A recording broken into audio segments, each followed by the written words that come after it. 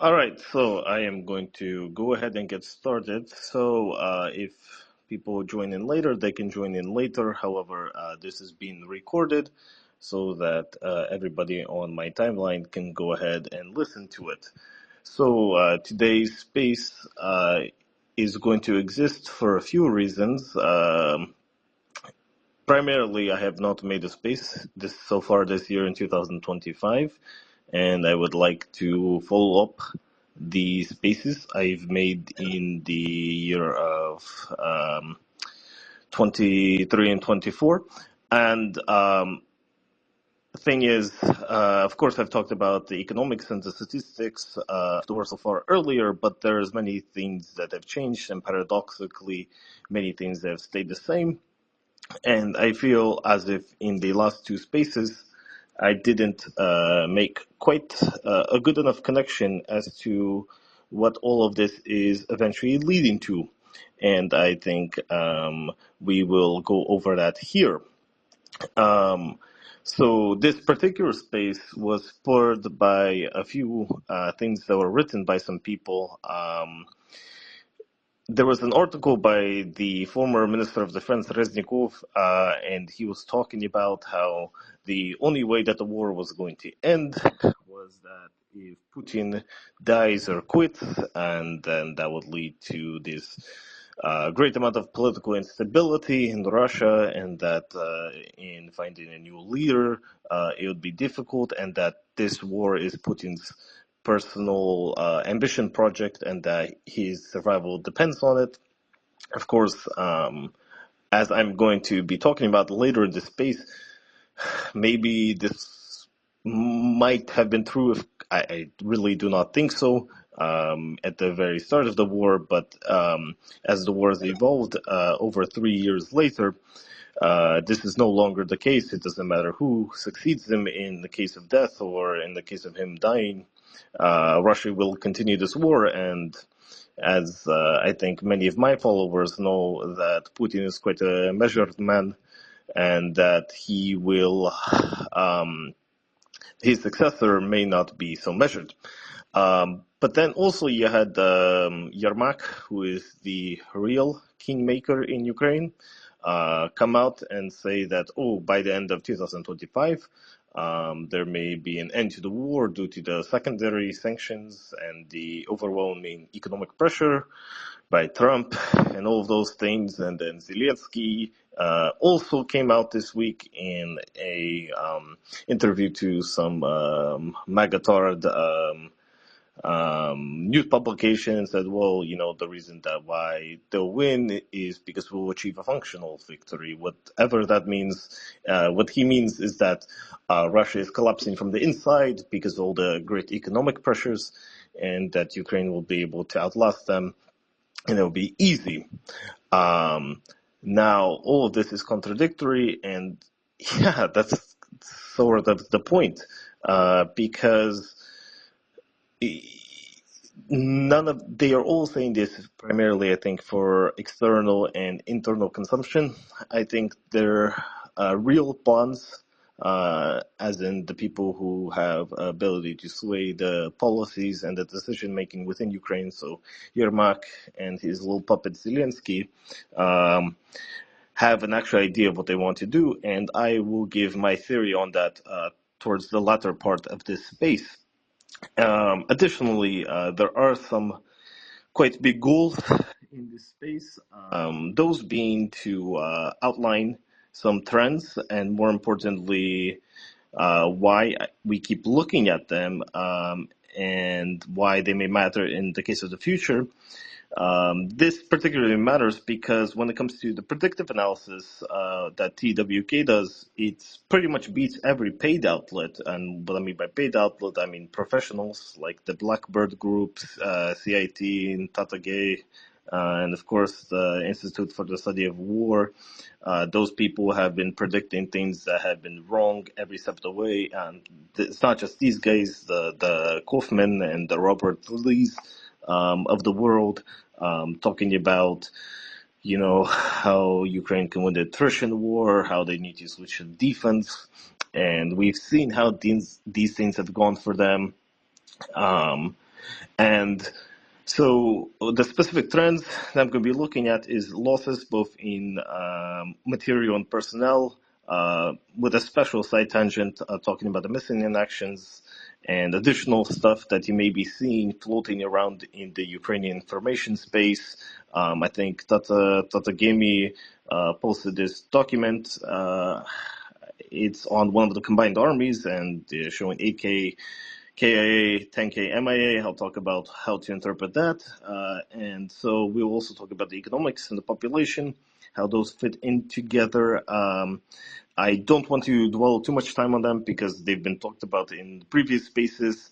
And if I'm not adding anything very particular on them, then I won't do that. But still show that the trend is not letting up and continuing. And then additionally, I have talked about the self-fulfilling nature of this war, especially when both sides have talked about how this is an existential war for them.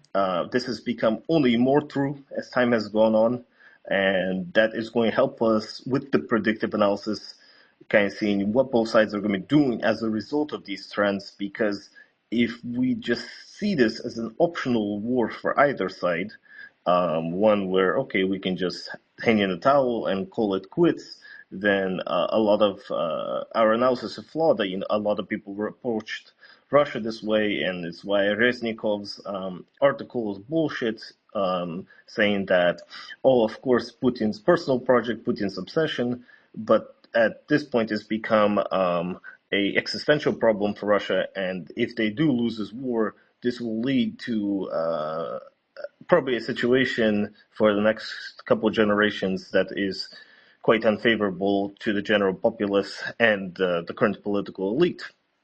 And so the last thing I will be looking at is, okay, if we're heading towards such a labored outcome, as I think the phrasing I use in the title of this thread, then why is there so little internal opposition to it, whether that comes from the populace, political class, or soldiers, all of whom, of course, have major qualms. I mean, just look at it.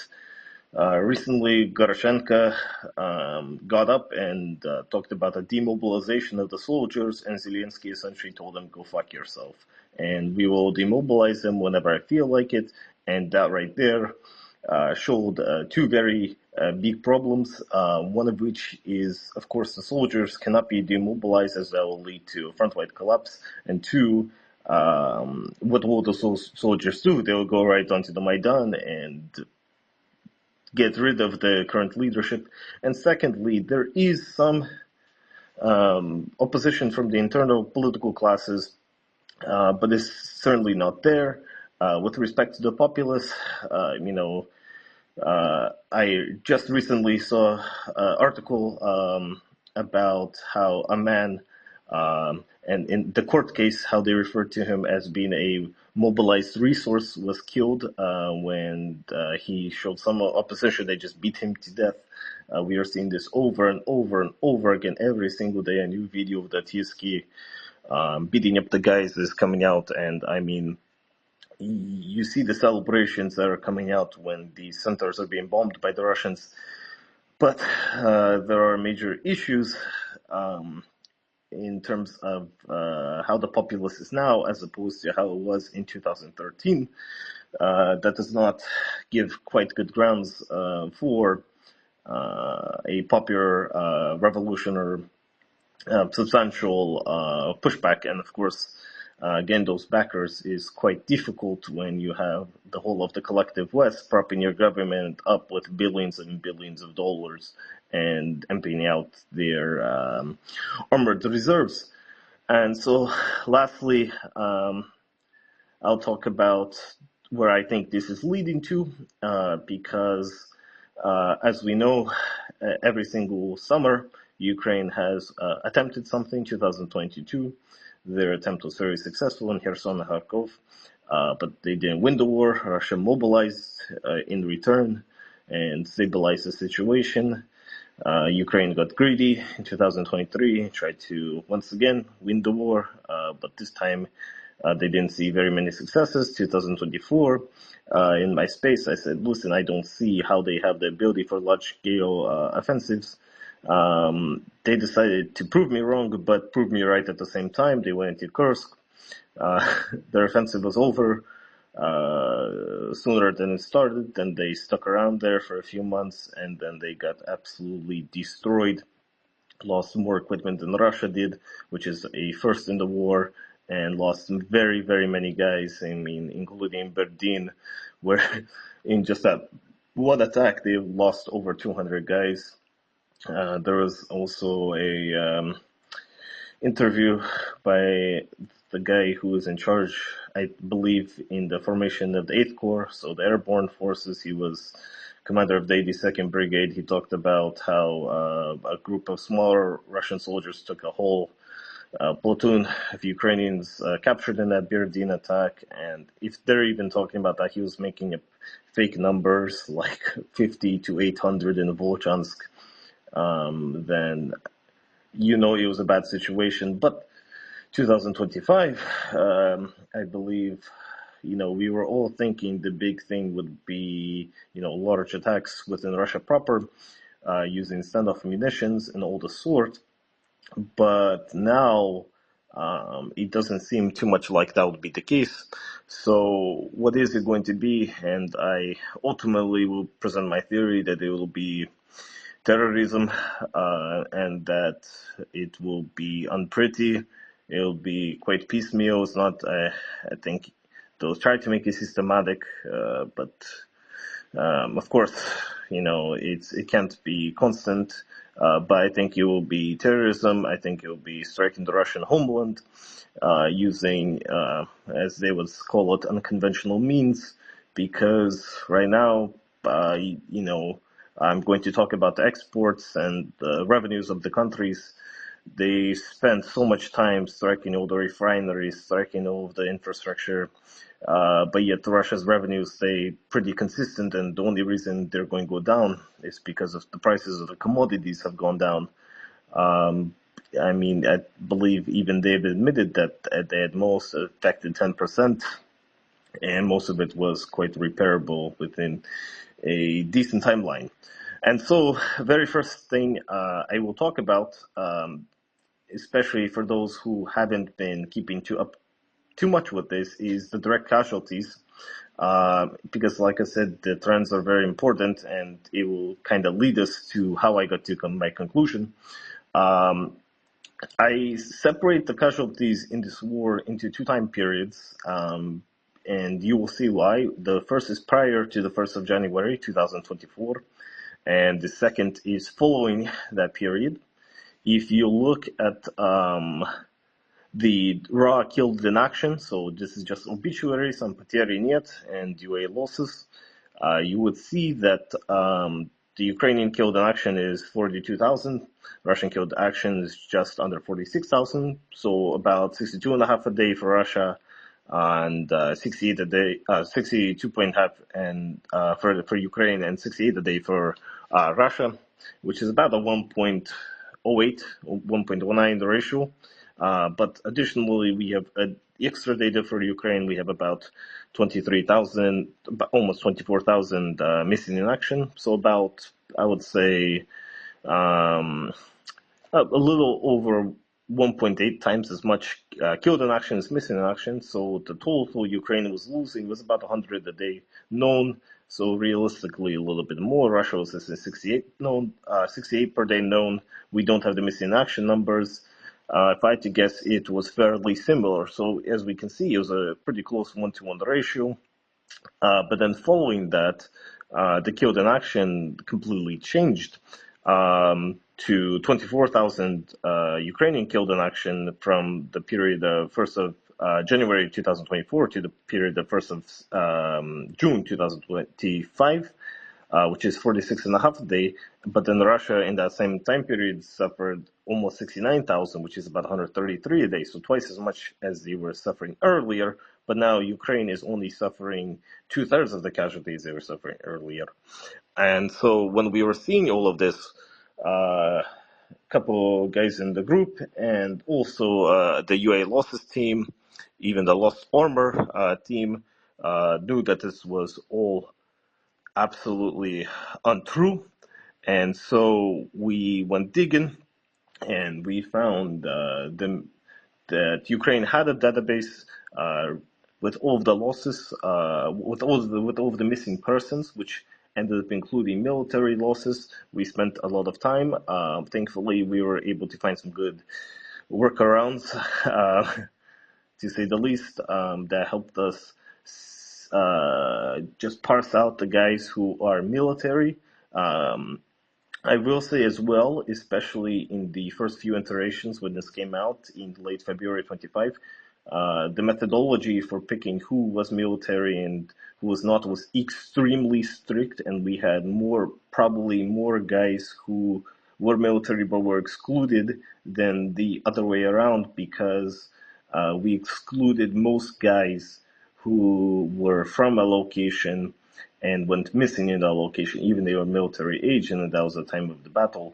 But over time, those guys start getting added a little bit more. Um, and additionally, with respect to the missing in action losses, as Tree found, in Krinky, we only have about 800 missing in action listed on that website.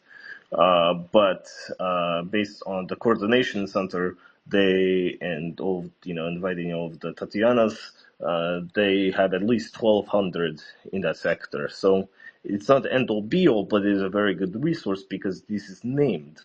And going off of that point, um, because it's named, we know we can trust it. We know it can't be faked. We can search up each individual name and do our own sanity checks. When your guys are seeing resources such as a document that has numbers on it, okay, maybe it's true, maybe it's not true. Who the fuck cares? It's not named. We can't use it.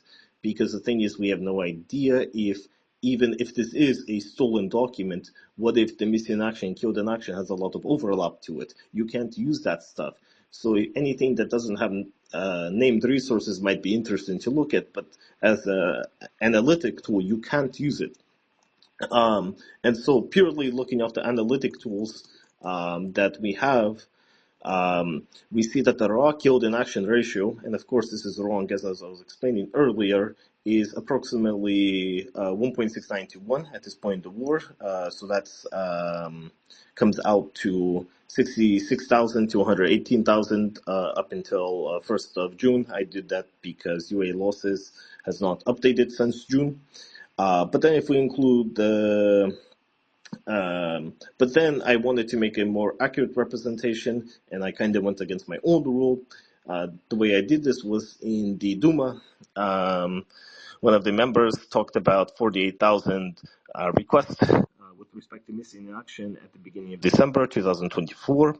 And so what I did, so the thing is, the number could be greater because not every relative made a request. It might not have a relevant relative, and maybe it's multiple relatives making the same request for same person. So I just said that balances out.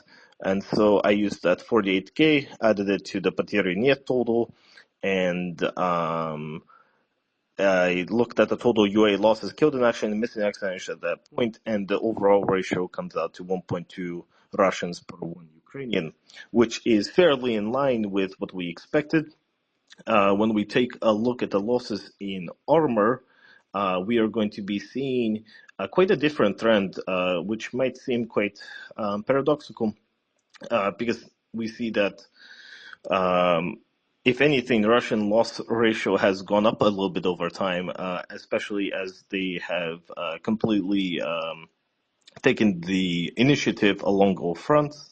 Earlier, fighting was limited on some fronts, and now Russia is attacking on multiple fronts. So, in a sense, it does make sense. They are losing a tiny bit more now, but paradoxically, they are losing much less armor. So I did post in my thread, it's post 4, that if we're just looking at Oryx and if we listen to if you listen to 3's threads, listen, we are using Oryx not because we trust it, not because we think they're accurate, not because they have a consistent methodology for how they add losses, they completely make up shit and started adding trucks to Russia because there's a military contract and all of this garbage. But the thing is, it's the best thing we have, and more or less, you can go ahead and verify all the losses yourself. It's the same thing with the losses in people. You can verify them one by one, and we see that the first year the ratio was 3.2, then 2.38, and 2.33, so about quite similar 23-24. But now in this year it's 1.35, so the running ratio has gone from 3.2 to about 2.39. So as you can see, the armored losses are going down. And so this kind of quick tangent, a lot of people were bragging about the high armor ratio in the beginning of the war. But if you actually take a look at it, Ukraine has more killed in action in the first year, especially when you add in the missing action, despite using much less armor. And if you have a brain, that should make sense. They were just getting destroyed in every other way. Russians were abandoning armor anytime someone tickled them. And now the way both sides use the way that Russians use armor is much different. They're losing about 13 assets a day, when in the beginning of the war they were losing 27. However, Ukrainians are losing about 10 assets per day, which is more than they ever have. In the first year they used 8.6, and then it kind of went to 6.8. Now it's jumped up to here because they are struggling with many things, so they have to be using their armored core. And now, thing is, why we take a look at the losses is because if you cannot recover these guys, it's going to be very difficult. And if you just look at Ukraine's possibility of mobilization, so the guy is 18 to 59. I posted the links for this, and this is based on their medical data, which is updated periodically. They have about 7.9 million guys ages 18 to 59, and Russia has about 39 million. So 8 million to 39 million. That's almost 5 times the ratio. I mean, even if you just look at guys in Russia from 18 to 29, it outweighs everything there. So if you take a look at how similar the losses are, really, even if you take a look at the 1.69 to 1 ratio of just KIA, you completely ignore all missing in action. And of course, I've explained to you why this is erroneous, because Ukrainians are reclassifying them as missing in action. And I'll talk more about that when we get to the economic section. Even if you completely take a look at that, it's you're dealing with a much bigger side. And so when they're talking about, oh, these Russians going to this, to the kill thing, yeah, they are, but Ukraine only has 7.9 million, and if you are suffering, let's say 50, if you're suffering 50,000 KA plus MIA a year, you're suffering also 50,000 badly wounded. By badly wounded, I don't mean very bad. I don't mean, okay, a scar, I don't mean even a deep wound. I mean, literally, you are a paraplegic. You cannot do anything in military sense. So it's minimum 100,000. And then you may be wondering, well, that does not seem so bad. But then you have to apply the same logic to Russia. I will explain to you where it is that bad. And then overall, another thing quickly to mention, Ukraine actually just released their first half year birth data. They are seeing about 170,000 births. Russia seeing about 1.2 million, is 7 times more. So even if Ukraine wants to play a round 3 or round 4 and play the long game, it's quite problematic coming in with this mindset. I think many of them do have this mindset that their sons and daughters have seen the pain of this war, so they will come, but they don't have too many sons and daughters. So that is just a small point. So we have all of these statistics about the losses, and we can see, okay, it's kind of interesting, okay, you have this here. But now, that's not the interesting thing. The interesting thing is the economics, because now that's the big thing. Russia is going to collapse from the inside, and Ukraine will just waltz in and take a favorable deal. And it's because Russia's export revenue is falling and all of these things. But when we actually take a look at the statistics in 2024, they were earning $36.2 billion per month in exports and $12.6 billion in the turnover, so export minus import. So $12.6 billion. Of course, that's not directly going to the state budget, but it's liquidity coming into the country. In 2025, this number has dropped to 32.4 billion per month in exports and 10.5 billion. So about 2 billion less coming to state budget, but overall quite still a sizable number. Ukrainians for 24 and 25 export about 3.2 billion, so barely anything. And so all of the people talking about, oh, well, they have kept their industries. Russia is a stupid country that doesn't even completely destroy their neighbors' industries. What industries do you want to talk about when they're only exporting 3.2 billion and they're importing over about double the amount? They suffered minus 2.9 billion because they export in 2024, and that deficit in trade has only gone up to minus 3.1 billion. So essentially, the amount they export is actually approximately the same as their turnover loss. So they're importing twice as much as they export in 2025. And I don't need to explain to you why that's bad from a liquidity standpoint.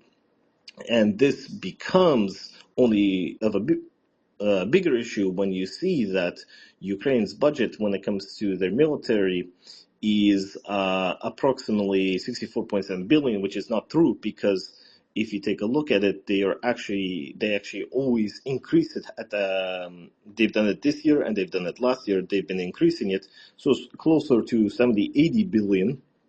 And the thing is, how are you funding this? Of course, we're going to talk about that in a second. How are you funding this if you have so much money that you're spending on imports, bringing stuff in, and you're not making that back because your industry doesn't make enough things?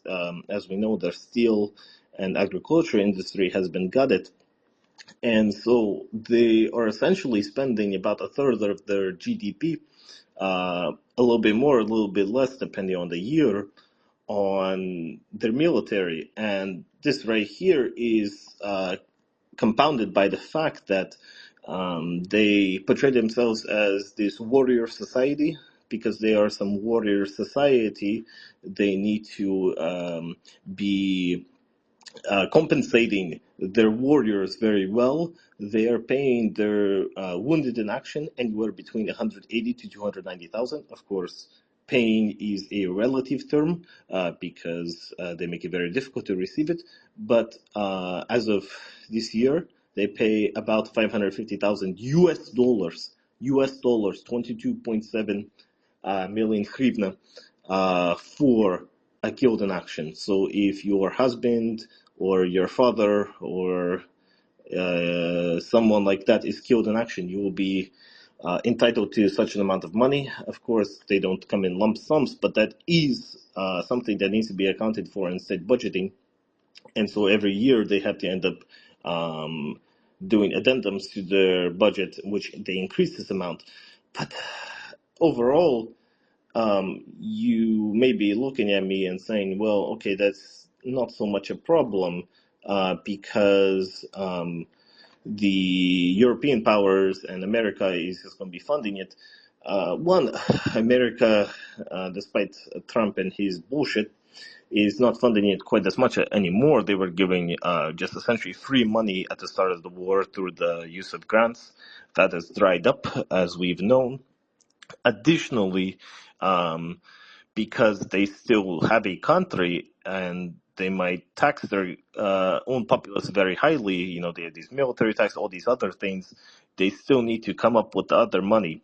And this is on top of the debt they've had pre-war, so they just need to do some kind of financing to cover the difference, because the Europeans do give them money, but they are not giving them quite enough. So the thing is, they have this military budget, but at the same time they have all of these expenses which they need to make.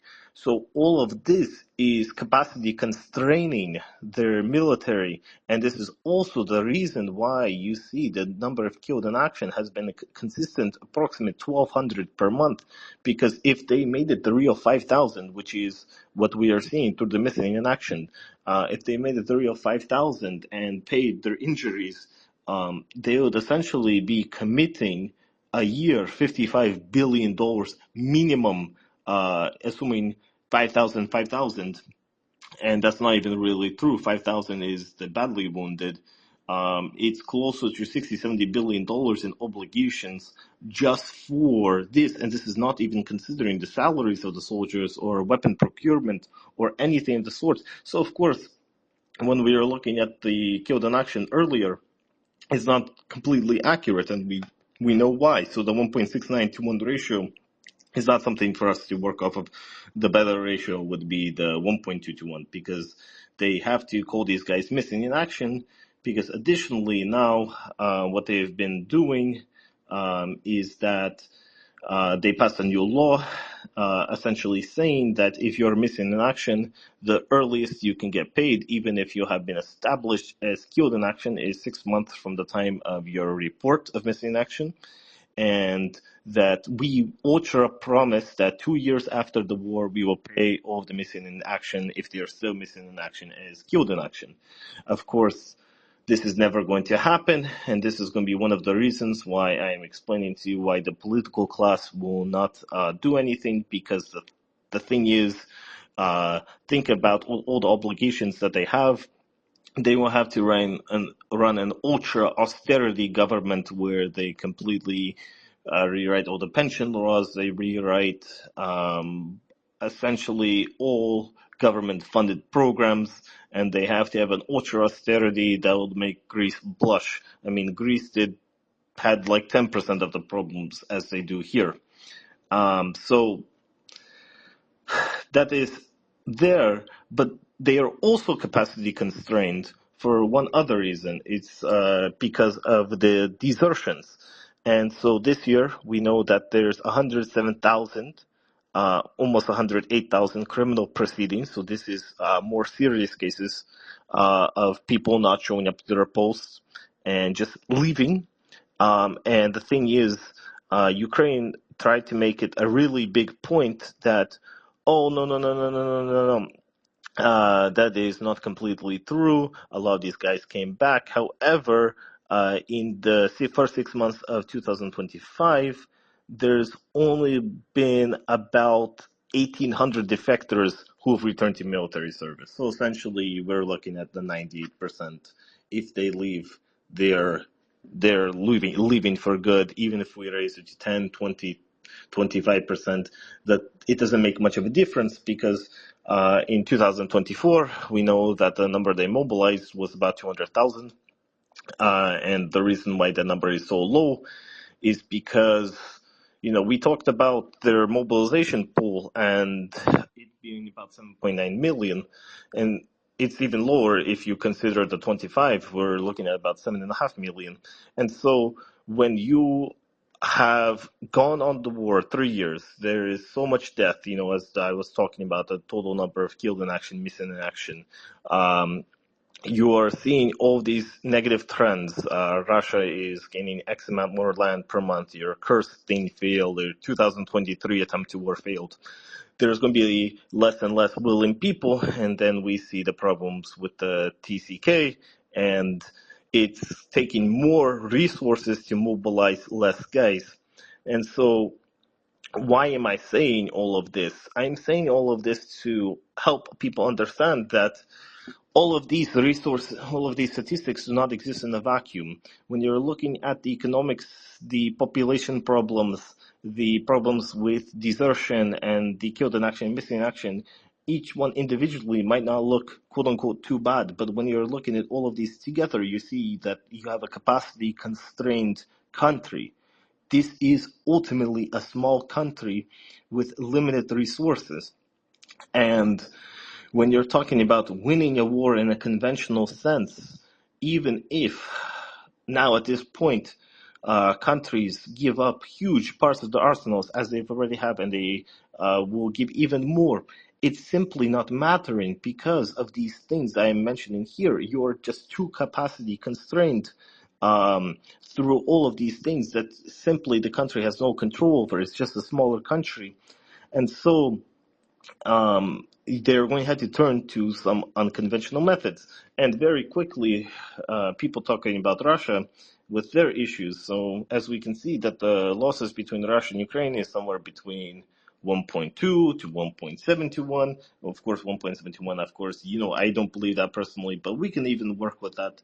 Russia's recruitment is primarily through volunteers, as we've known, and um, from people who've been tracking it, Russia's been recruited about 180,000 people so far this year, and they've spent about $4 billion in sign-on bonuses. And the thing is, people have mocked Russia. Oh, listen, the only way that they can get people getting to sign up for the military is by giving them so much money.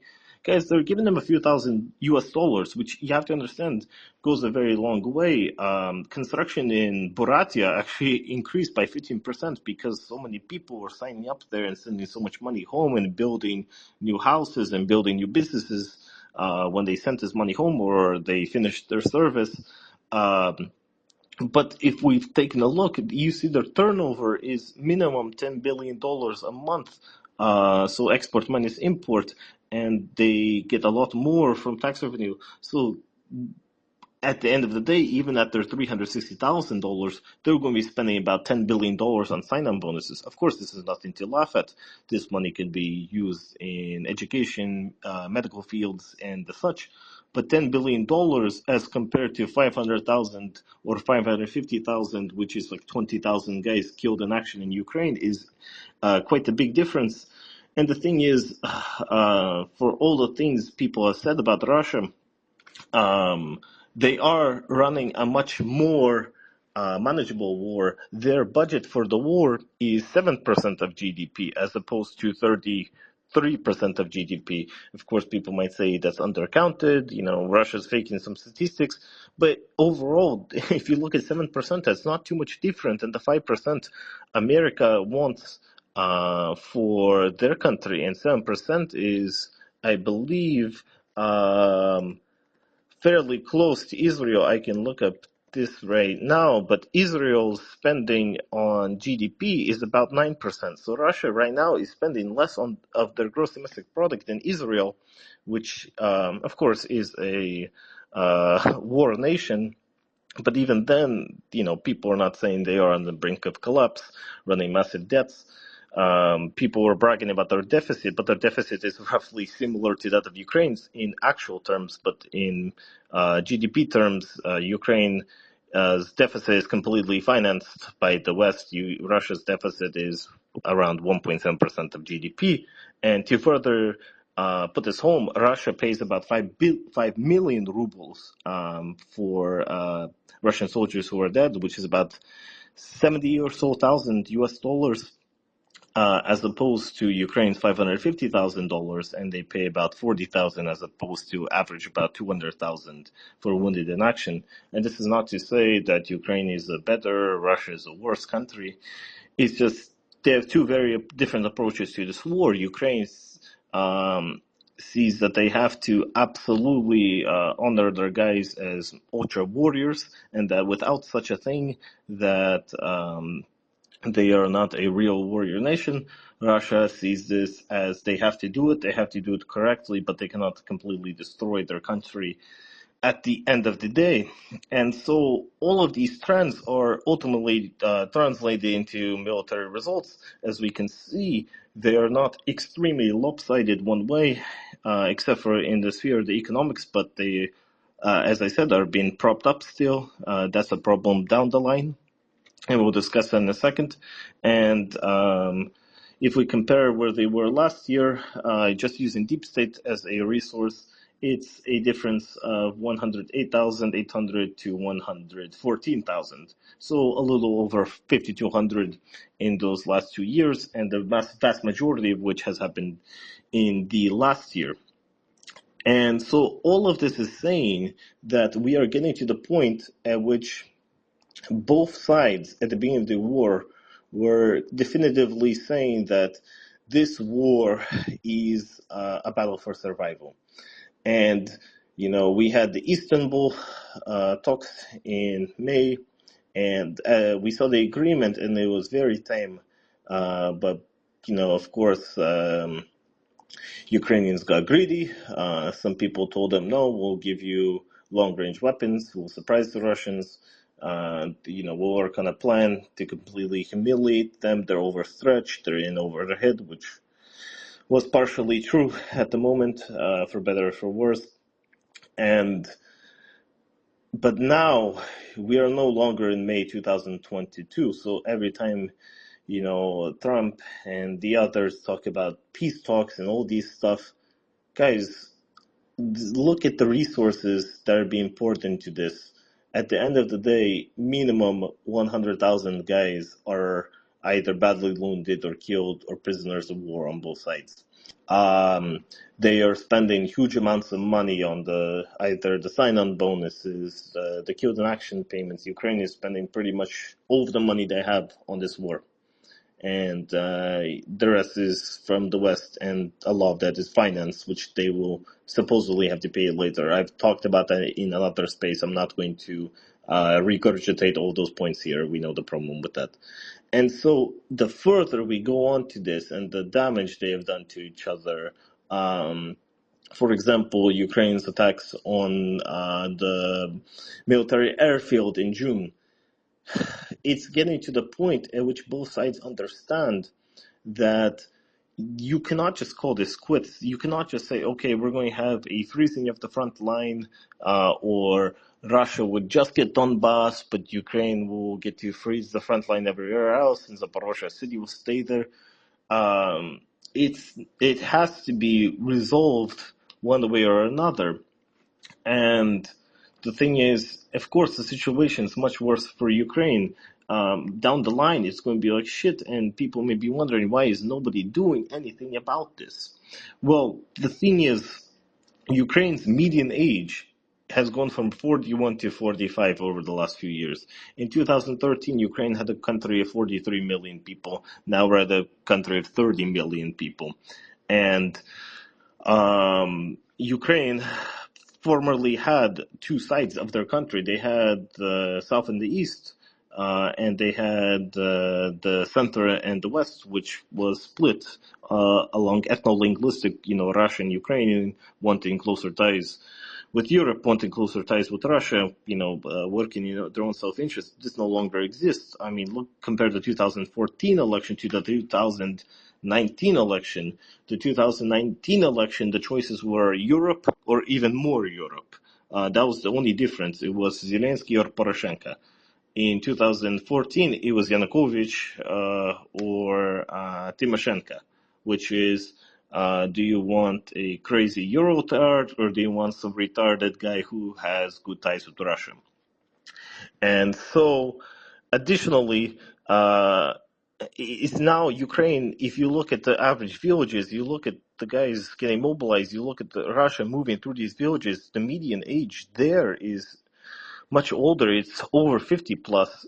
This is not conducive to a population where you have people going out in the street and fighting against things. It's simply not how things are working. Additionally, if we're looking at the political class, we saw how Yermak very recently, with his new cabinet reshuffle, was able to put his people, the new prime minister. He was able to get Shmihal in the Minister of Defense role. He was able to get their current Mirov kind of tucked away into a nobody gives a shit role on some National Security Council, and just waving his dick around. And the thing is, of course, you have guys like Gorochenko and Populist and even Yulia Tymoshenko who of course, get quite pissed and say, guys, this is absolute bullshit. We don't want to deal with this. Zelensky is coming out saying, fuck you guys, I'm not going to demobilize. You're all retarded. And just Yermak saying, listen, I gotta do whatever I want to do. But what are they supposed to do? Are they supposed to do a coup and then be friends with Russia? No, then they'll all get killed. They'll all get killed. Are they supposed to look for some off ramp? Well, the thing is, that'll be the end of their political careers, because the thing is, the second the war starts, ultra austerity begins. Um, all the good times are over. The war, the fun stuff, the killing of the Katsaps, that no longer is the case. There's no Katsaps to be killed at this point. So all of the fun is ending there. And the soldiers, the military has done a very good job, even though many of them have deserted, as we've known. A lot of them, I mean, just due to the nature of the war and the existential, is that this has become a revenge war. I mean, pretty much every single soldier on both sides knows a guy who's been FPV, knows a guy who's been absolutely destroyed, and they're just angry. And so, for the time being, because of the absolute nature of this war, the contactless nature, the abundance of weapons that can kill, the FPVs, which have pinpoint precision, the density of the fires, you cannot simply just hope that these guys are going to completely turn around. That will only happen if they get demobilized and go home and they sit there and be like, wait, fuck this shit. Why are we doing this? But while they're there at their front and you keep them there, and they're doing quite a good job at that, they're going to continue to cause damage to the Russians, and that will keep them happy and pacified. And so I've said all of this. You've said that, okay, it's very unlikely that any major force, so governmental, populace, or soldiers, will push back against Ukraine despite these bad trends that are continuing, that continue to get worse, and will get much worse, in my opinion, after Pokrovsk and Mirnograd are lost, and especially after Konstantinovka gets started, and that will open the whole can of worms to Trushkovka, Kramatorsk, Lyansk, and but we are still quite a ways away. Ukraine is still putting up a fight, as we saw with the deep state. We still haven't yet had a month where it's 1,000 square kilometers. They are keeping them to about average of 500. So they're still holding on the front. Of course, they are not able to do anything meaningful because of the capacity constraint. So my honest opinion, what we are going to be seeing in the not so distant future is direct attacks on the Russian homeland via unconventional means. And this does not mean blowing up a general. This does not mean blowing up a plane, a military plane. This means blowing up passenger planes. This means using drones and intentionally hitting a civilian airliner and blaming it on Russian air defense. This means more attacks like the one we saw in the beginning of 2024 Belgrade. I mean a concerted terror campaign, and the reason for this is because at the end of the day, both sides are making a calculation.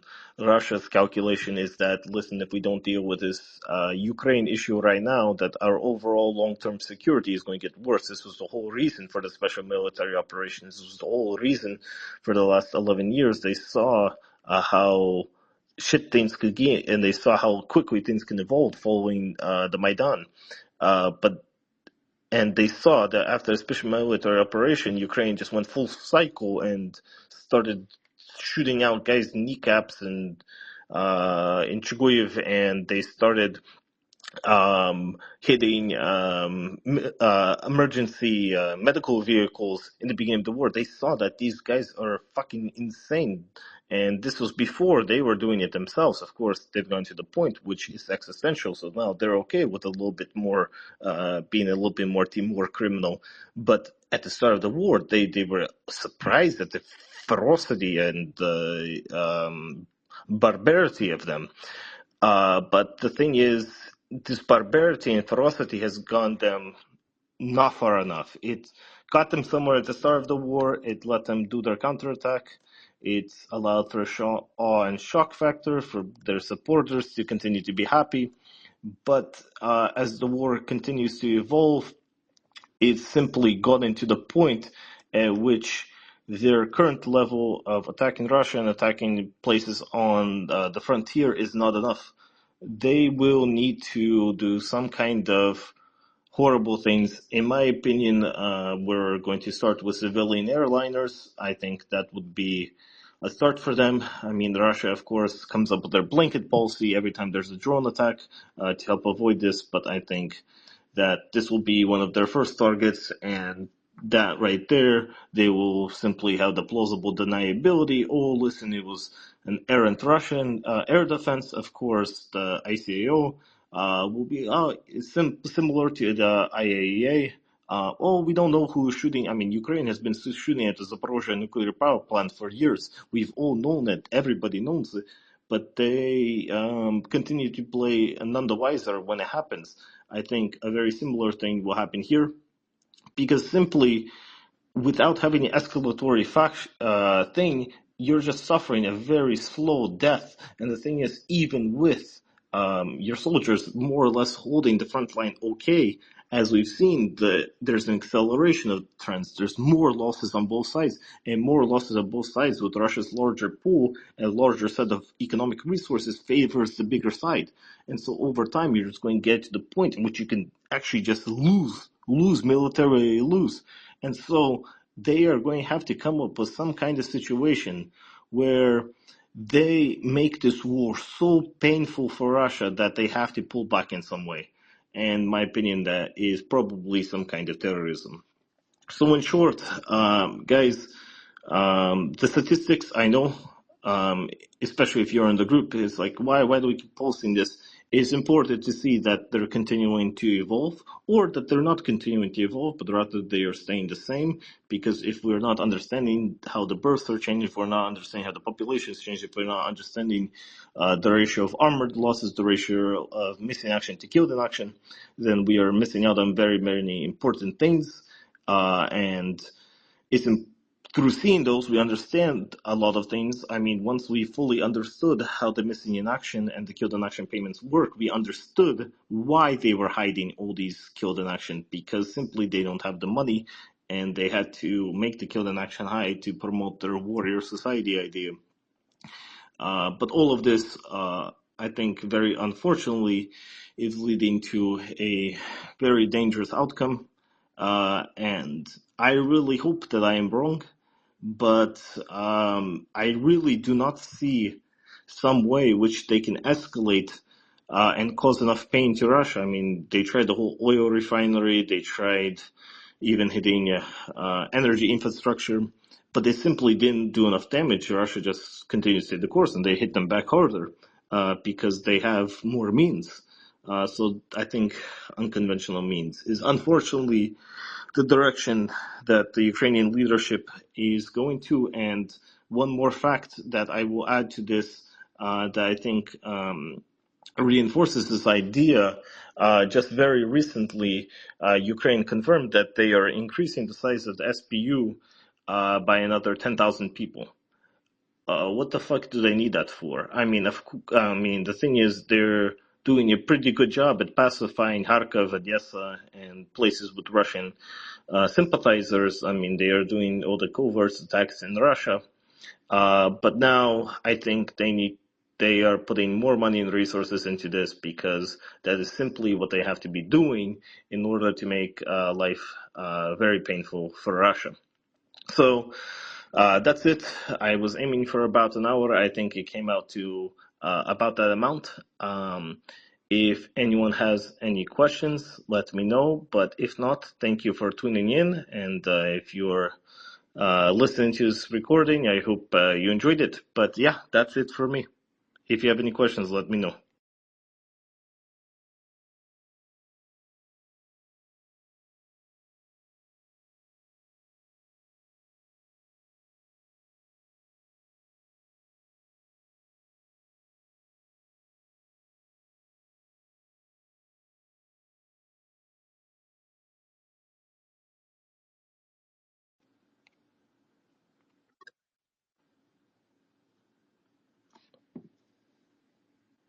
Yeah, three. Go ahead. Yeah, just a moment. I'm gonna cut because I am on my headset. I don't know if you can listen to me or not. No, I can hear you. Yes. Okay, fine. Well, first of all, the only thing I wanted to add to this it was pointing out once again that for people who do not know our group yet, or for people who do know anyway, our main goal has never been to, propose some kind of idolized, uh, winning only kind of Perimoga style, the way Ukrainians do it. The group literally was born out of the pretty awful and abysmal situation that the Russians find themselves to in 2022. So when Trap points out that you need to check the trends, it is exactly that, because unfortunately this war that started like a kind of, however it started, kind of police action, devolved pretty quickly into what became first a post-industrial war, the first of its kind, literally, if you exclude the Azerbaijani thing, and then it's going towards industrial or at least very large-scale devastation. So when Trap points out about the trends, I think, guys, you literally only need to listen to the trends. There are other trends that Trap doesn't address. It's normal because that wasn't the point of this space. But most important, the question I want to ask you is beyond the strategy of terror that I think we agree. Most of us in the group agreed, and he pointed out something that I only briefly touched, and the group sometimes tries to. Can I say it as I think we try to ignore it for the moment because the Ukrainians have the potential to do a lot of damage given the logic that their modus operandi for that kind of their attacks are already there. They start right on in 2022 infiltrating teams. They went very far. In 2023, they infiltrated other teams. They went even further. They went to Pskov.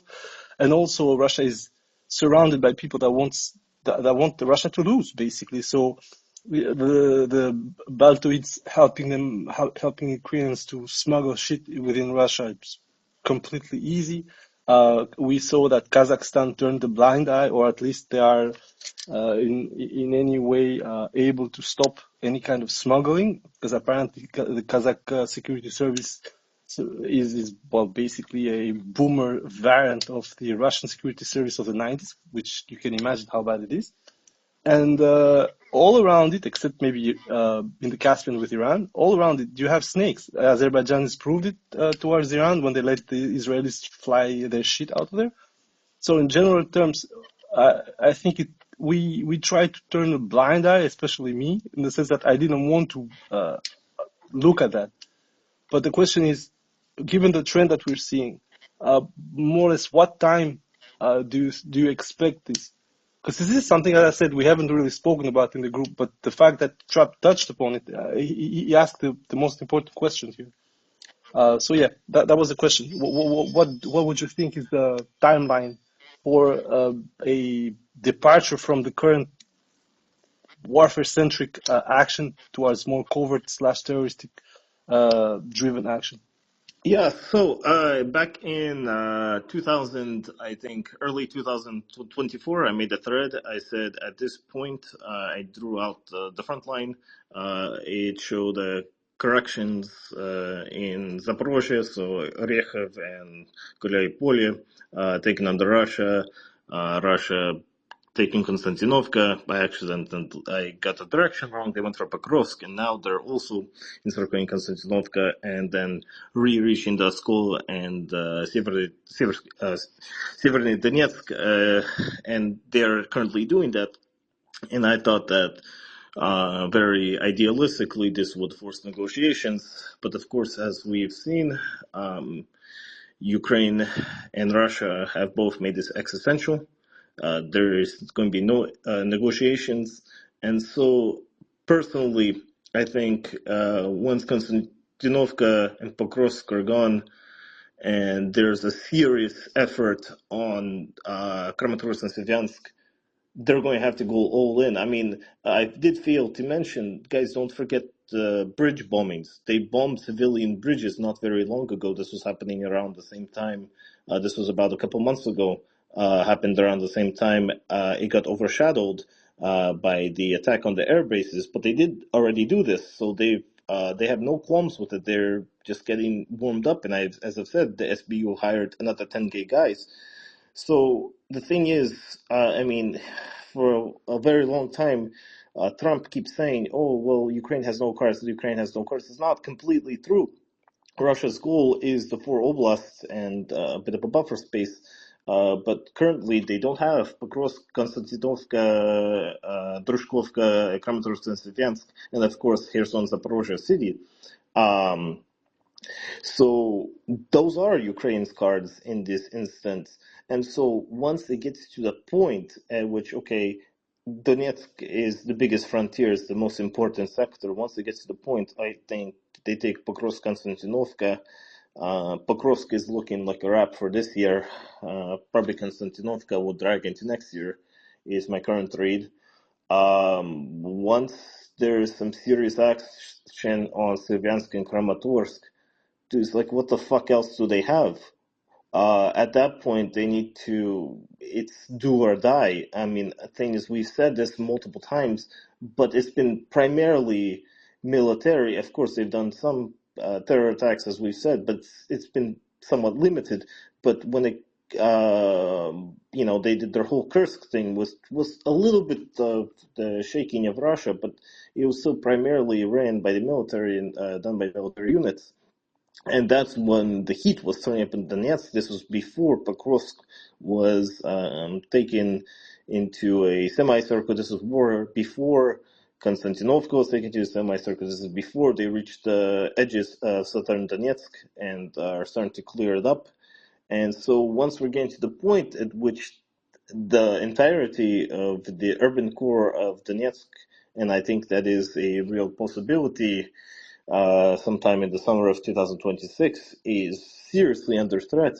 It's you need to go for other means, and so I don't think the terror campaign is going to start now because the thing is they might still be hoping out that secondary sanctions and all this stuff. That's why I brought up the stuff with Yermak and Reznikov. They might hope that Putin dies and everything goes to shit.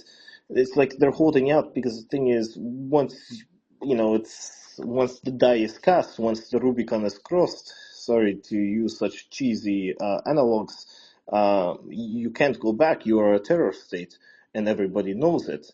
And so the thing is, I don't think we've reached that point, but once we see Kramatorsk and Slavyansk seriously threatened, and that assumes Konstantinovka and Pokrovsk are done, you have to do something. You can't you let those guys fall. They're just moving into Dnipropetrovsk, and they just keep moving and fucking moving, and you're just like, what the fuck happened to the left bank of the Dnieper?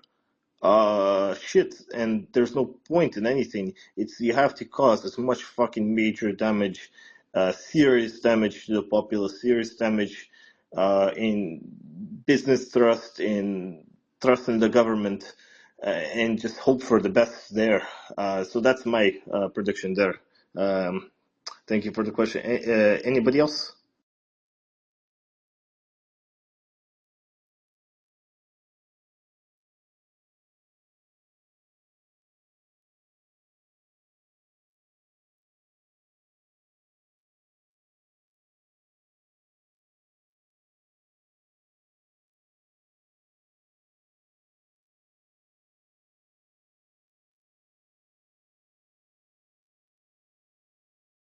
All right. Well, that seems like that is it.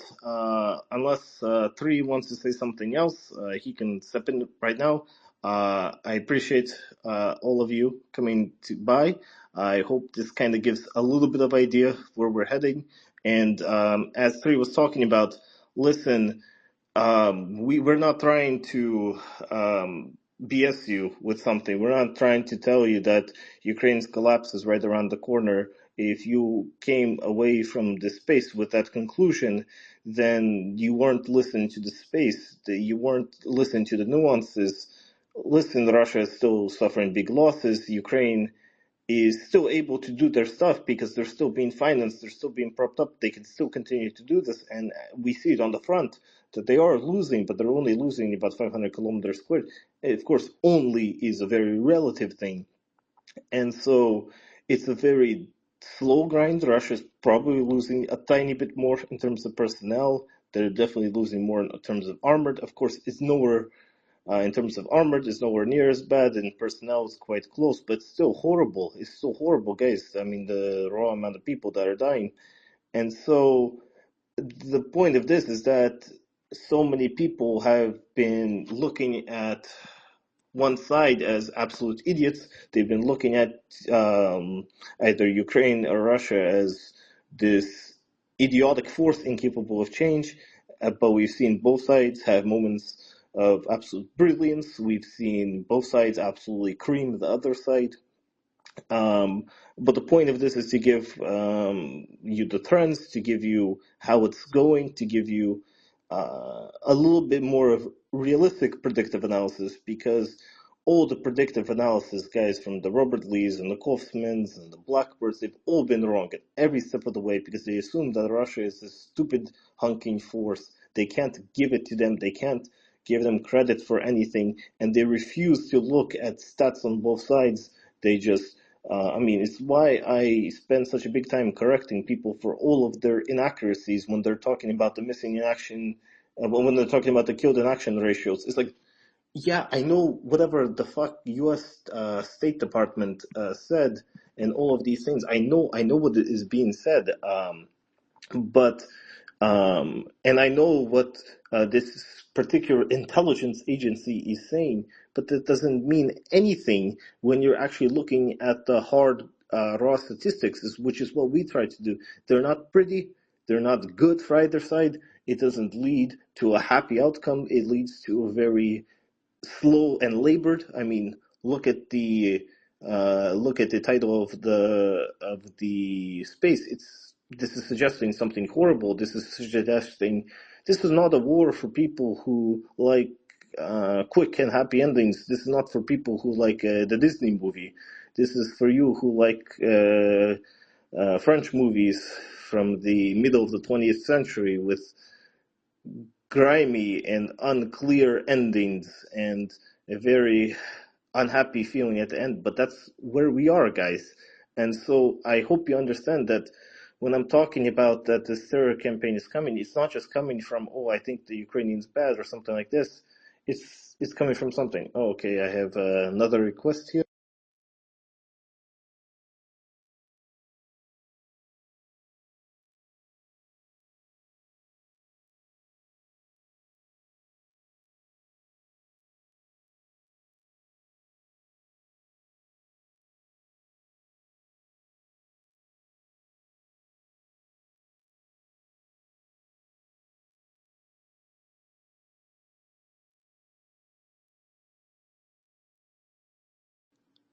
Uh, Maybe try unrequesting and go again.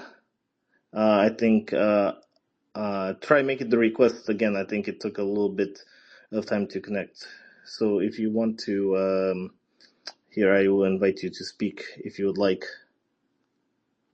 Um,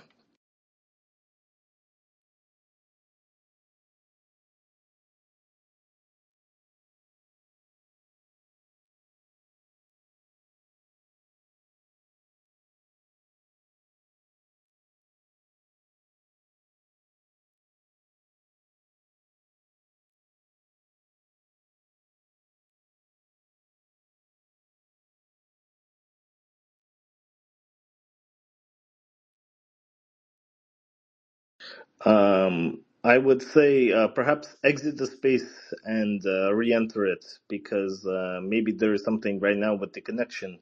So that is my recommendation to you if you would like to say something.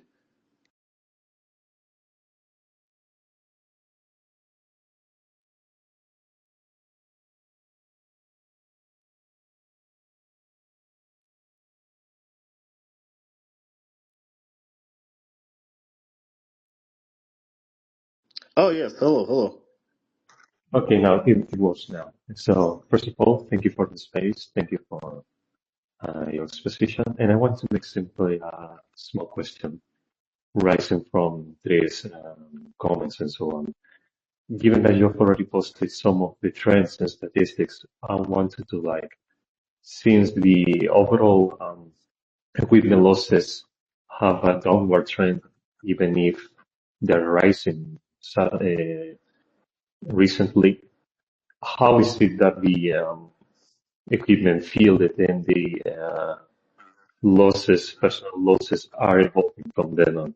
Is it be more of a grinding infantry long range war, or how can it Uh, impact the future, especially in like procurement from like perhaps Western newer deliveries, rising procurement, etc., so that the trends may be reversed, even if it is short term. so just to see if I understand you, I think your connection is a little bit poor.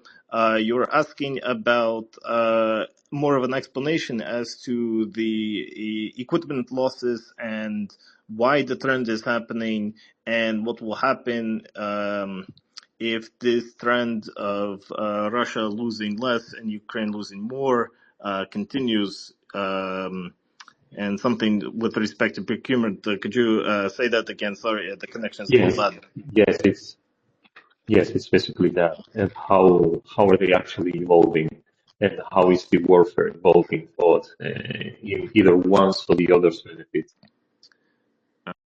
So honestly, I would take a look at the other speaker's profile three and look at all of his spaces on his timeline, uh, and to have a much more in-depth answer as to how this conflictless war has happened. Um, Well, and if you want, I can just yeah, chime in yeah, and, go for it, go for it. so the the point right now is that up until mid 2024, both sides were requiring the less kind of equipment. And I actually, you burned me, but I don't know who exactly you are, but you burned me because the next space was about to point out why I do not think that we're going to see the tanks on both sides coming back in any kind of dramatic fashion unless there is a specific decision taken to do a quote unquote big air offensive. This comes from the sudden claim by the Ukrainians that those 50 days the Russians are going to use to do a swiping offensive, and thus we're going to see the armor coming back. Far from it, in my opinion, what I'm seeing right now is that because there were attempts to actually establish some kind of defense or uh, panacea towards especially FPVs, but the FPVs are just the symptom. The real problem is that the cost of defeating large armored vehicle forces has dramatically dropped. And this was visible way before the FPVs came in. A simple ATGM with a price point of between $15,000 to $30,000 would, if well aimed and played properly, would just cripple a tank, a IV, whatever you want. However, that required your troops to be in a certain position, uh, and you were limited by range except for Cornet. Cornet can go up to 10 kilometers, but most of the others, especially wire-guided, TOWs, Concours, Métis, Milan, you were limited between 1 to 2 kilometers up to 4.5 kilometers. Especially one element was that you need to make sure that you controlled your portability of the system. For instance, the tow needs 5 people to be operated properly, not because you need 5 guys to aim, but because you have several portative elements you need to put together, and those are heavy and cumbersome.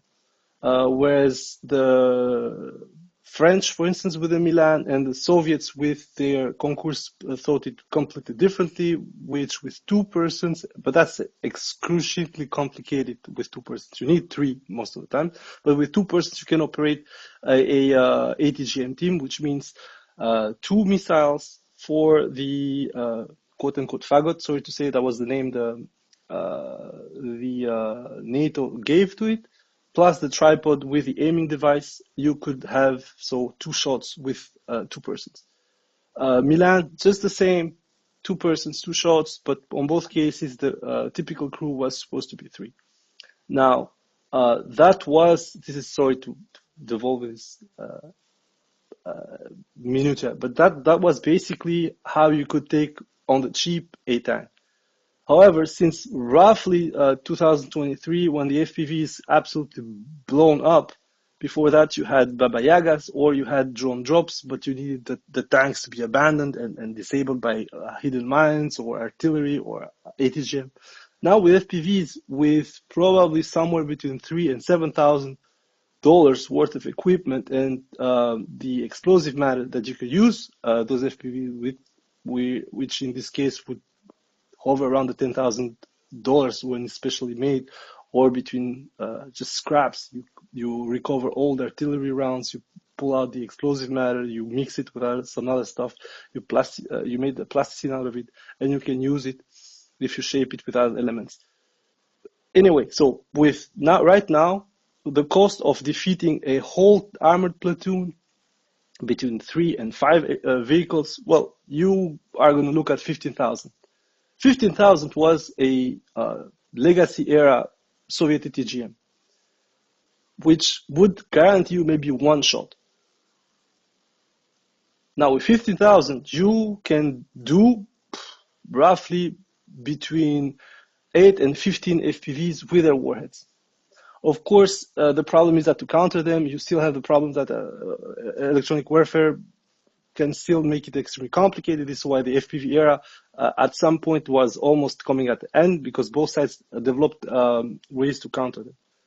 However, as I said, nothing of it happened, and Russians took a further step to make drone warfare even worse for the Ukrainians, but then they hit them back as well with the application of the optical fiber. With the optical fiber, you are going back to the ATGM, the wired ATGM era, but instead of using copper wires, you are a glass fiber device. And this link basically helps you out to spare your battery. If mounted on bigger frames, so 13, 15, 18-inch FPV frames, allows you to do also other stuff, which is bombing, which is also ISR. But basically the OptiFiber quote-unquote revolution on the Russian side helped them out, literally got the whole Kursk operation. This is something that we need to discuss about, but I haven't talked about it yet because I personally wasn't a believer of the FPV revolution. Now it has changed, not because it is really a revolution, but because the posture of both sides in this war, and this is also an important element I want to add. The drone war has forced both sides to be extremely cautious, which means smaller teams, which means smaller need for actual mass armored formation. A lot of guys on the Z side still want huge armored pushes, which would just outstrip the capability of the Ukrainians to counter them with FPVs. The problem is to do these armored pushes, you need to do what? You need to stage. You need to assemble these armored forces 15, 20, 30 kilometers from the point of contact. This gives the other side ample time to see you coming and prepare adequately, because 13 kilometers of transition with a tank or an armored vehicle is at least 2 hours.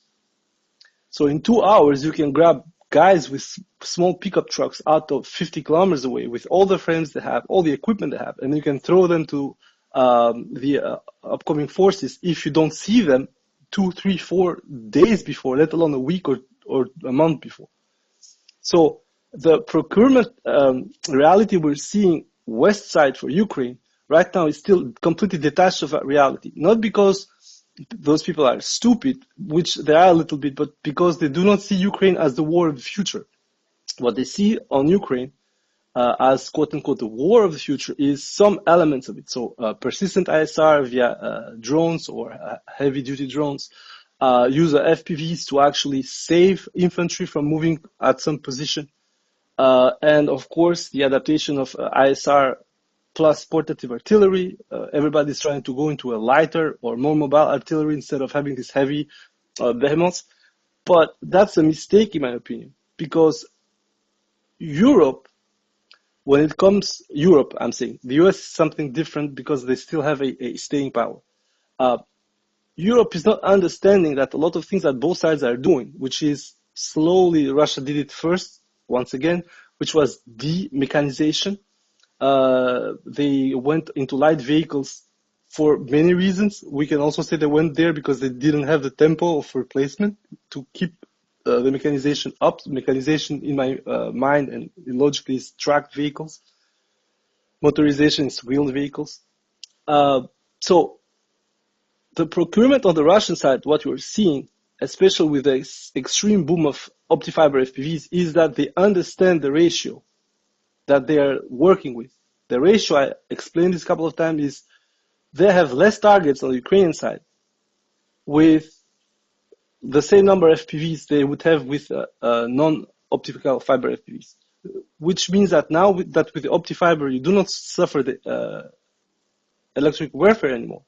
You can hit 80% of the times. And those 80% of the times, you can further reduce it if you want. You can maybe disable the vehicles 1 out of 2, which means that with 20 optifiber FPVs, you're going to take out 10 vehicles.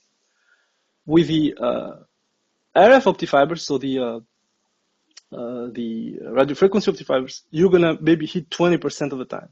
And in those 20% of the times, you're going to, if you divide it the same way, you're going to maybe kill the vehicle 10% of the times, which means that with 100 FPVs, RF FPVs, you're going to kill 10 vehicles. You can see there that logistically the optifiber, but in generally speaking, the FPV offers you a bigger flexibility, because at the end of the day, the only thing you need to have available is the warhead. FPVs are very easy to manufacture and find, even of quote-unquote bad quality. There is no such thing as a bad quality FPV, by the way. The assembly can be bad, whatever you want, but still will fly to 5 to 10 kilometers, and that's enough to make a shashlik of everything that has armor. Now, the other problem, and this is where I want to keep with this, is that Europe is trying to still go at air defense procurement for Ukraine. That air defense procurement that Ukrainians now have gone back to what they know, which is making FPVs, is the cheaper way. They went to interceptors. Russia is doing the same. The problem with that vision is that those interceptors still need a fire team. For as long as you would not have a synchrony between multiple interceptors and only one fire team, it's possible. It's just going to be extremely complicated. You will have to, as I said, bring up about 60 guys to manipulate and use 10 of those interceptor FPVs, even sometimes fewer than that. On top of it, you will have a system that would allow those guys, because there is no guiding warhead on the FPV. The only guidance, quote unquote, is you with a camera. But that camera doesn't allow you to see when the shahid is coming, what's its speed and so forth. For that, you need a radar. It can be passive, it can be active, doesn't really matter. So the whole logic that's operating here is that the Ukrainians know they do not have the money, and the Europeans do not have the capability, the capacity, and the money to start paying for 10,000 Patriot interceptors that Ukraine would need to be, quote-unquote, safe from Russian attacks. On top of it, those interceptors that you would still have to pay for, and this is something that the Americans are feeling right now. They've ordered about 13,000 interceptors, PAX 3 MSE. Out of those 13,000, only 1,800 have been delivered to them in 3 years. That means that only 10%, no, sorry, only about 15% has been delivered. And this logic is going to be barely optimized by the production from Raytheon, which is supposed to go at 750 interceptors a year in 2027. So you can look at this and say, okay, these guys, the maximum they can produce is 650 for the moment, so 650. They're going to go at 750 in 2 years, which means that up until there, the maximum Ukraine can fire to stop anything that deserves a Patriot missile is going to be constrained at what it can be produced. But that means that, for instance, to intercept Iskanders, you cannot do it, and Russians can hit you all over the 500-kilometer radius. So once again, when you go back to the procurement, we can see that on European side, Western side, the big issue that they have is that they do not understand Ukraine as a conflict they're going to have with peers or near peers in the future. If you want to understand why it's important, is that you could see that Israel, while enjoying huge advantages over Iran, after about 2 weeks, 11 days, they went in and asked Trump to bail them out of that situation because they ran out of interceptors. Of some interceptors that were low or ran out or simply didn't use them at all, simply because it wouldn't matter to intercept one ballistic missile and then the next day have 2 hit them because they spent the interceptors to block them. So this saturation game that the group actually spoke about 2022 is still there. But while the Ukrainians understand it because they suffer it, the guys who are helping them procure anything, any kind of equipment, still do not seem to understand it. And in my opinion, the biggest problem with this is not that they don't really understand it, but simply they cannot do anything about that. For a long time, they tried to offer Gepards, they tried to offer the Skynex systems and so forth. So for them, the idea was we're going to first eliminate Shahids, then we're going to eliminate cruise missiles, and then we're going to eliminate Iskanders at some point by focusing your intercepting modules to these extreme threats. The issue is that with that is that it's easier to produce an arrow than to produce the shield for it.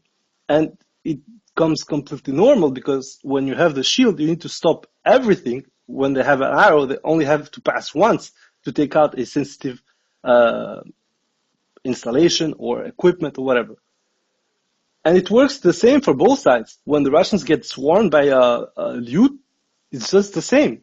They're going to just throw enough. And of course, there is also an ISR part of this situation, which changed everything. So I said somewhere around mid-2024, the Russians understood this. And what they started to do is limit the damage they could take from the both the military campaign, but also the strike campaign. That hasn't borne all its fruits right now. But on the military side, they understood it and started to slowly pull out the tanks. If you go to Oryx, but especially to Lost in Ua site, you're going to see that the proven losses for the period, so for the period you're looking, the month you're looking for, start to shrink from Ocheretino, roughly Ocheretino, but especially after the push in Kharkov Oblast in May 2024. In June, they start going down, and then you have the cretinism attempt in Kursk by the Ukrainians, where they start to waste equipment that, in my opinion, they spared for the attack. And then the Russians go into these quote-unquote meat assaults or Zhiguli assaults or whatever Ukrainians want to call them, motorbikes especially, that right now they're themselves copying. So the procurement when it comes to Ukraine right now, it's still very much linked to the past, which is mechanized force is going to push, depose guys, and you're going to clear up a position. On the Russian side, they are keeping in touch with the reality, which is that to take a trench right now, we do not need overwhelming force. What you need is overwhelming violence. And I'm going to explain the difference. 3 guys controlling the trench are going to defeat a bigger force if they know where they're going to. These Ukrainians have done multiple times in the past, by the way. I'm not trying to pass the Russians for geniuses, but both sides have done this. One of the most important such example was when SSO took out a commanding outpost and a bunker with over 120 guys in the vicinity of Kiev early in the war. They cleared out the defenses that were around it, were 3-4 plots, and then the whole bunkers with the guys inside were stuck. Once they were stuck, they just cleared it out. The difference between overwhelming force and overwhelming violence is that, and we saw that in Kursk as well, unfortunately for the Russians, the moment you're determined and you control the situation, you have good awareness, you can start and strike the other guys, even they are multiple in numbers. That's what the Russians right now are doing. You can have a smaller force hitting the right positions, completely unlocking a certain defensive post, and then you pull out and just eliminate whatever is there, it's going to take you more time. And this is the whole leitmotif of this war. We went from 160 kilometers a day the first 3 days of the war. Now we're happy to see a 3, 4, 5, 10 kilometers move. We find it groundbreaking. As for the procurement themselves, as I said, the Western side still tries to get Ukraine heavy armor equipment, while the Ukrainians, in my opinion, what they're asking right now is more supplies, more support for long-range strikes, and most importantly, what it's going to come soon enough is more airplanes. The airframes that they have right now, especially F-16s, they are still in this mixed role where they have few strike F-16s, but most of them are being used as air defenses on the back of the country against Shahid, against cruise missiles, and so forth. The problem that's happening right now, you can see, I have a video that I'm going to post in the next space, is that HIMARS, for instance, is still working, but the Ukrainians have completely understood that it's going to work only 30% of the time. One shot out of the 3 is going to be on target, more or less. And in order for that to be on target, you will need airburst, or BB rounds, or a scatterable warhead. And this comes from many things, and one of those things is that previous mishaps to HIMARS, to HIMARS teams from Iskander have led them to be extremely cautious to the point of being fearful. Some of the strikes, you can really see they come from the max range possible on the position, and they fire and move. This underscores the importance of the ISR control on both sides. They have quasi-transparency of the battlefield. And most importantly, once you know what's there, you can use a far more different approach to achieve your result. The point is that the moment you start having qualms about what you're going to use, so let's say that you have this trench and you are going to use FPVs to attack the trench initially and eliminate maybe 60% of the guys defending, or make it impossible for them to stay on the trench. Then you're going to use 3, 4 bicycle guys, 8 guys, 6 to 8 guys, going there, take the trench and move out. One such example we saw recently with 3 Russian guys having killed off what was on parts of the trench, then cornered 3 Ukrainian guys to the last defensive position that actually was up front the trench, next to 2 tree lines. And then they eliminated all 3 of them after a brief firefight. That, in my opinion, let's be honest, should have been solved with an artillery round straight to those guys. You stay back, that's what the Americans would do. They would call air support and waste them out. Is it a worse answer to go there with 3 guys, control the operation? It's more laborious for sure, but no, you have the same result.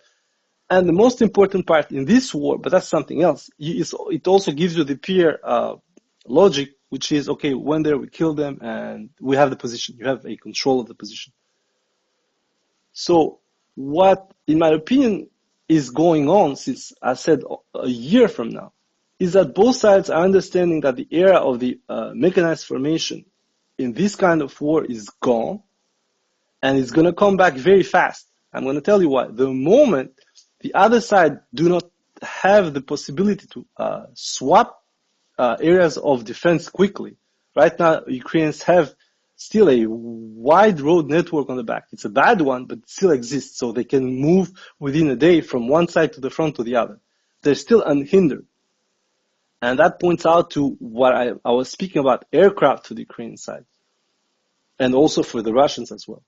What is most important right now is, despite the air defenses not being sufficient for the strike campaign, they are more than sufficient to deter wide penetration, despite what fighter bombers said recently over the Russian Air Force, that they were allowed to even go over the lock, bomb shit, and come back. So just to cut this short, because I went overboard, it's actually going to be part of the space next time. Right now, Europeans especially are in the past when it comes to procurement for Ukraine. They don't listen to Ukrainians. And even recently, one of the drone developers for Ukraine side said that Europeans are completely fucked up. They are stealing from Ukraine. I would believe for some options because the Germans did that. And they do not listen. And it's normal because the military in Europe is completely fucked up. While the Russians have made specific choices that Ukrainians are right now mocking out of cope, I'm sorry to say it as it is, those choices in this environment are proving relevant. Are they the best? As I said, I compared that position that the Russians need to clear with 3 men instead of just sending a fucking guided ammunition, taking them out, it's done. Which for you is the best? Is it sending 3 men the harm's way or sending around the harm's way? It's a completely understandable candor, but in this case, the result is the same. And the biggest problem that Europeans seem to have when it comes to that, and I'm going to finish here, is that they also need to justify the expenses. If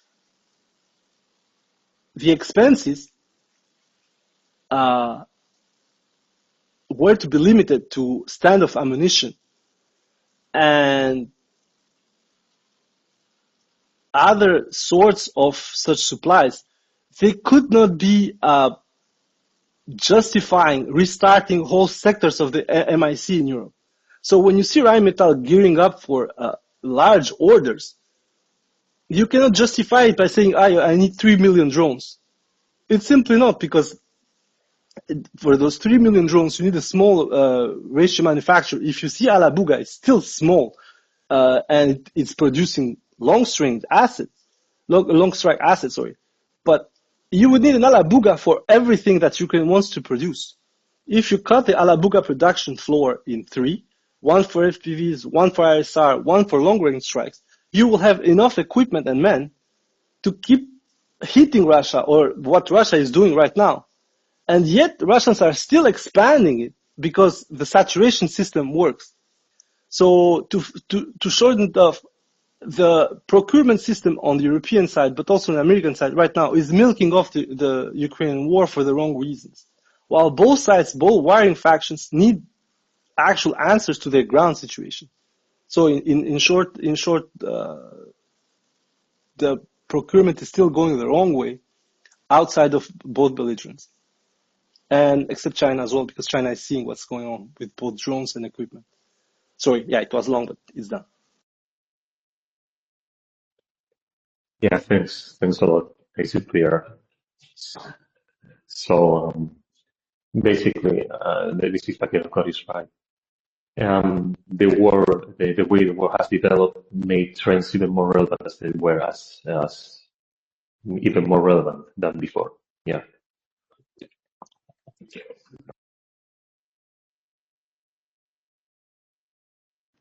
Yeah, in any case, I don't want to bother you more than this, but I'm going to make a space probably on Saturday, and it's going to, take over the whole situation when it comes to procurement. And by the way, just the last thing to add, if you want one point to see how the Europeans are thinking about themselves and when they spend the money, is that the Pavel logic, the Pavel initiative, the Czech Republic initiative for equipment and artillery rounds for Ukraine, when you see it totally, has only delivered 320,000 rounds in 7 months to Ukraine, 155 millimeter rounds, while they were boasting about finding about 1.5 million of those rounds specifically. Then they backtracked and then they mixed everything together. You can understand that war, for whatever we want to do for Europe right now, is just an incentive to do things they couldn't do before. And they cannot justify manufacturing some kind of drones they are behind, let's say it openly, with equipment and companies they just do not have. Because it would also mean turning to China for most of subcomponents if they want to keep the price point. This was also one of the complaints that Ukrainians made. Sorry, but anyway, Saturday, guys, so tomorrow you're going to have far more on this, and then you can tune in and check and make your own idea of how it goes. Sorry if I jumped in, trapped, I'm really sorry.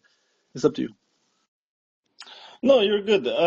Yeah, I mean, the only other points I um, want to bring up is that overall, the trend of moving away from mechanization and going towards overwhelming violence, both sides understood this. However, the reason why we see such a much closer loss ratio, a lot of it comes from Kursk. And in Kursk, of course, what happened there was you brought in a few brigades and they just got completely fucked by Rubicon. I mean, Lost Armor just put out a list tracking Rubicon's hits, and just so far this month, we're already at around 1,000. I mean, it's at the point at which um, you can do so much for so little, as Tri was talking about, and yes, you can tune in with him. But if anyone has any other questions, specifically related to the space that I made, let me know. If not, then the space is over, and feel free to check in on Three's space. I think most of you listening here are followed to him. If you're not, I highly recommend it. And a lot of the spaces are also on YouTube on Radio TWK. So that right there includes some of my previous spaces, and it's mainly three spaces, so you can kind of get a good rundown and good feel for how things are going if you enjoyed this.